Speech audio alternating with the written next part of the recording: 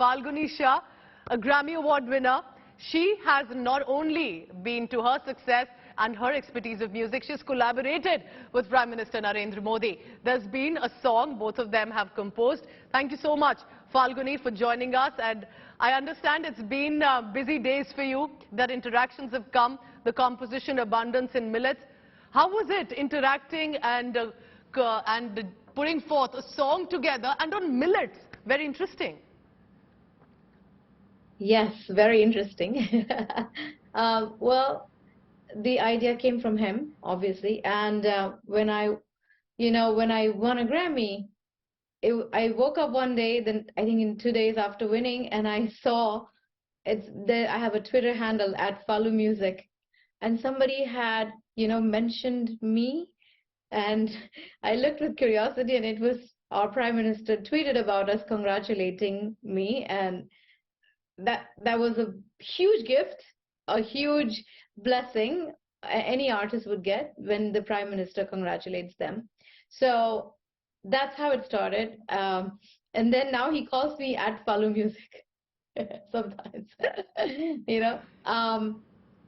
So the idea came from him when I went to see him in Delhi. I was invited, and he said to me, why don't you use the powerhouse of music and try to write a song on millets, because millets is something that you can grow in low region rainfall. Yes. And then if it touches lots of hearts, then we will be able to, through supporting farmers, we will be able to help end hunger.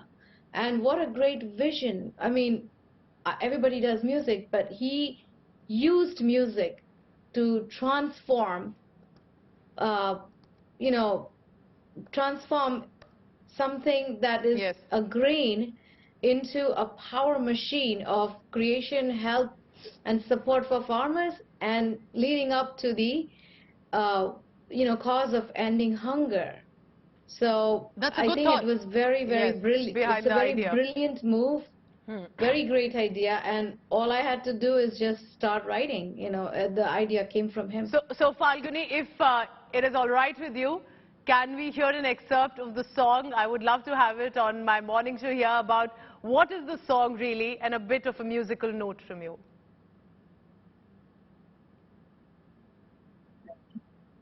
Yes, the song that has been composed.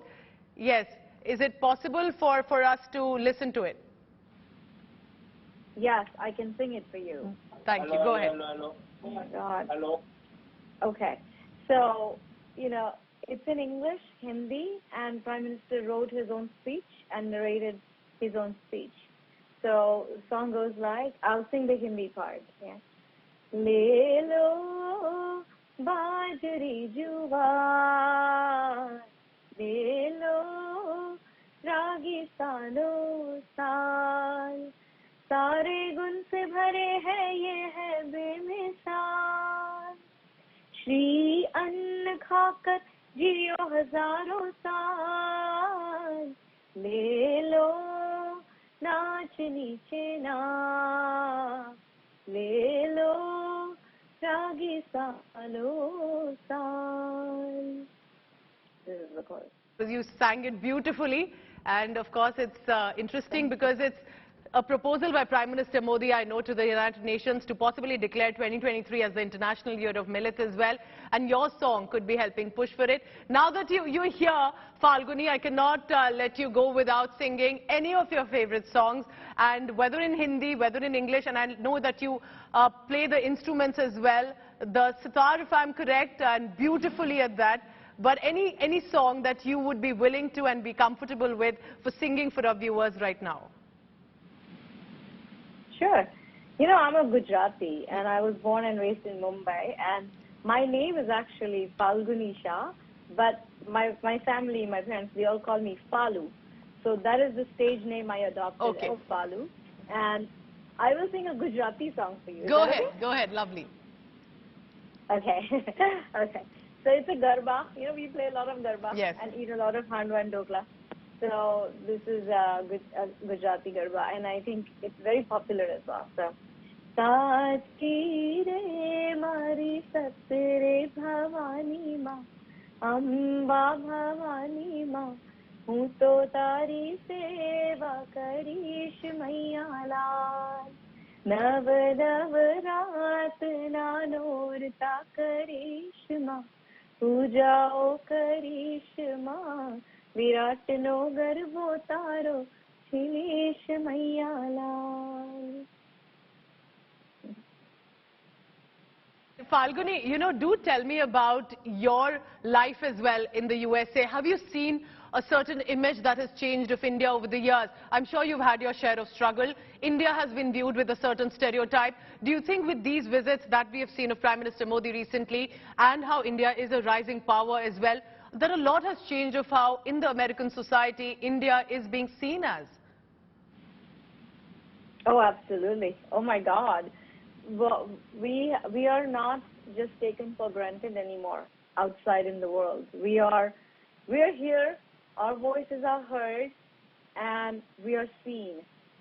And we see the impacts firsthand because we live out of India, and we see how people have started listening to our diaspora, how they have started taking us seriously, and we see that once we speak, people have to listen.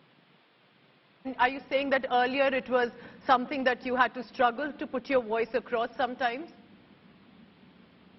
Oh yeah, because I came here very young, and I was an immigrant, a South Asian, a brown woman, and absolutely had no idea where to start my career.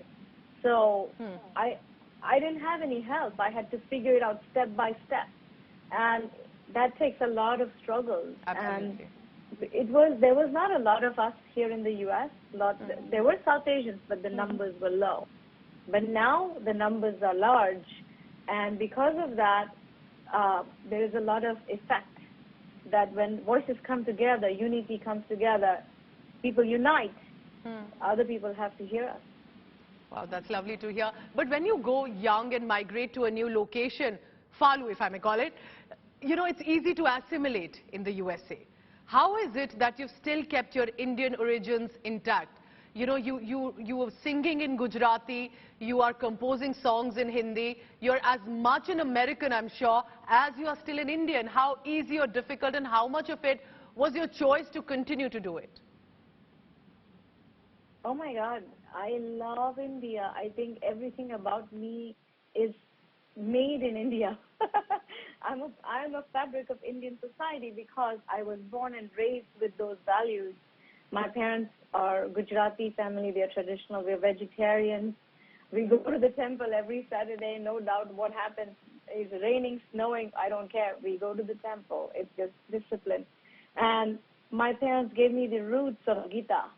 And I follow Gita every day. And, there were so many times when I was struggling. And, music is not a very easy path to create because there is no guarantee, there's no assurance that you're going to get the next paycheck. So in moments like that, you read Gita, Karmanyavadikaraste. So without that foundation and without that awesome pillar of my religion and again what, my values that my parents gave me, I would have trembled. And I think because of the roots that I have, and my roots are so much based in India, I carry those values and I keep it.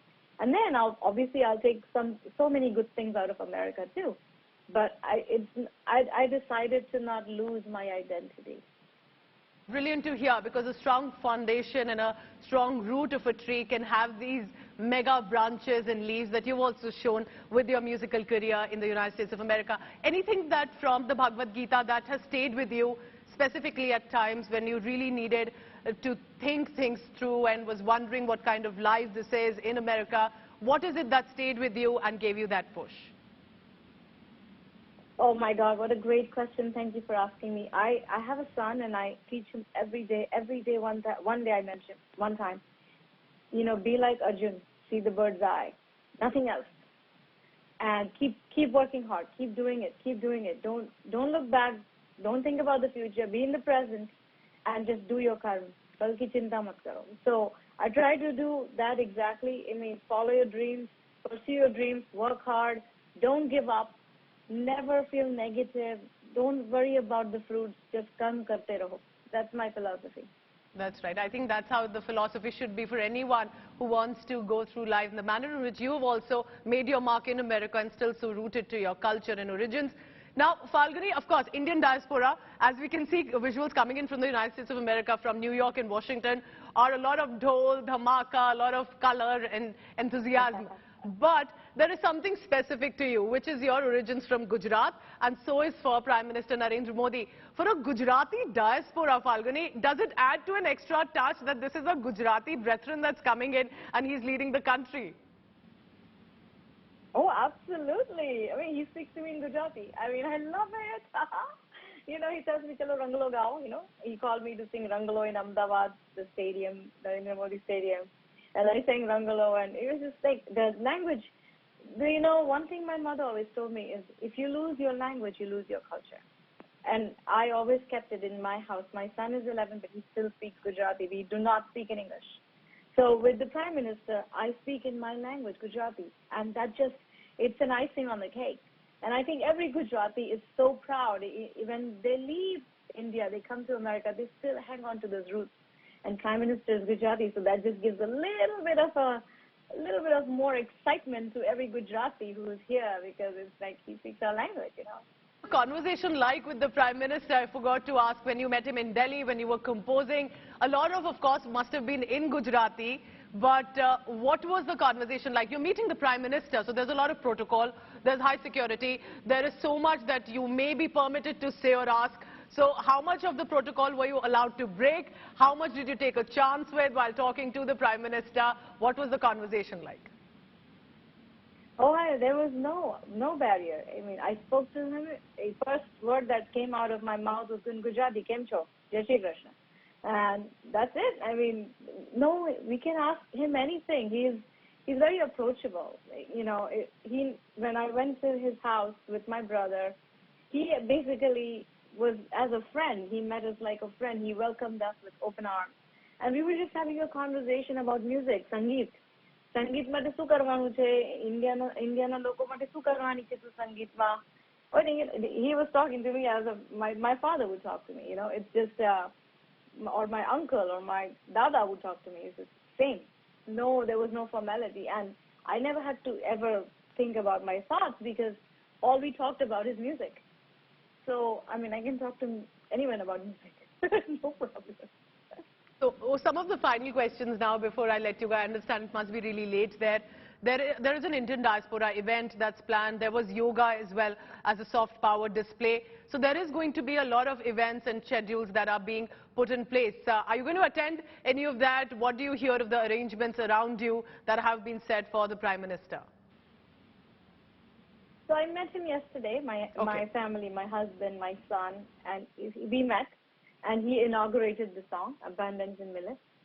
And then today I also met, I went to the International Yoga UN. And then I live in New York. And he went to Washington. So I'm not going to go to Washington because I have to work here. But yeah, I met him twice, yesterday and today. And then he left for Washington. So say to your son, because yes, he's a young kid, born and brought up in America, as American possibly as any American can be, but speaking in Gujarati at home, because that's what the discipline of language that you have kept. So, but how was it telling him? He's not the US president, he's coming from India, he's the Indian Prime Minister, but we share a cultural bridge as well. How was it explaining to the young kid? You know, for 6 months, he has witnessed me studying, doing research about millet, thinking about how I can create a melody. So he basically is, and he also sang in the song. My son has sung in the song. He learns Indian classical music, so he did all the harmonies behind in the background music, background vocals, and he also sang in the chorus. So he's a part of this, you know, and he knows everything about what I know, and I share in my house about how I met with him, how we spoke in Gujarati, how, you know, he wants to help farmers, how he wants to help end hunger. So Nisha is very, and you know, I keep him very close to my work. He learns music, he knows everything, who I collaborate with. When I go to the Grammys, he knows every artist there. So like he would go, what was your favorite point? It's like, I loved it when you spoke to this and that, or you spoke to I don't even know, Bruno Mars or whoever, John Legend. I was speaking to him once, and he said, oh, I know, like he is involved. He knows who Prime Minister is, who John Legend is. He's very musical, so I keep him. He should know everything his mother does. That's lovely. I think I appreciate that the sort of parenting that you're giving to your young child, because to help him explore as much as he wants, but also keeping him rooted to his culture. So you've presented a song in Hindi on millets, in Gujarati, which is about the Garba. Any song in English that I can request you to sing now? Yeah, give me a second, okay? 1 second. Go ahead. Second. Just 1 second. Sorry about that. I just need a minute. All right, I'll give you that minute, Falguni. Okay. Till then, we're looking at these. Yes. I will sing you the first. I will sing you the first two verses for Abundance in Millets, which is in English. Okay. Yeah. Is that cool? That way That's you can absolutely hear the fine. song. Go ahead, please. Okay. So 1 second. I'm gonna see what my sur is. Green fields, flowing grain, golden sun, gentle rain. Awaken and arise, looking for sunrise. Millets swaying all around, once lost, now found. Nourishing body and soul, it's time to make us whole. Millets are a wonder, an end to hunger. What if we could change the world? What if we could change the world? What if we could change the world? What if we could change the world? Oh, that's lovely. It's very different from the Hindi version and is nevertheless as musical. Are there more artists that have collaborated with you, or is this, I hear that you and your husband with the Prime Minister decided to compose it and have been singing, and when can we perhaps have a more an available version for the public as well to listen in? Can you give us more details about that? So the song is already released. It's on every streaming platform. You can find it in India on Spotify, Jio7 and other platforms. Yes, there are 3 more co-writers. So generally with a big song like this, you don't want to just be only you doing everything, because, you know, the objectivity goes away in music. So we also have 3 additional writers, but they didn't pick up the load. We picked up the load. So the 3 additional writers are Kenya Ori, Soumya Chatterjee, and Greg Gonzalez. So Greg, you know, he could have done some chords. Kenya could have helped in melody. Shomo could have helped in melody or lyrics. So stuff like this. But the basic melody, the basic lyrics, they all came from here, from our house. And then we as we go, we add additional writers.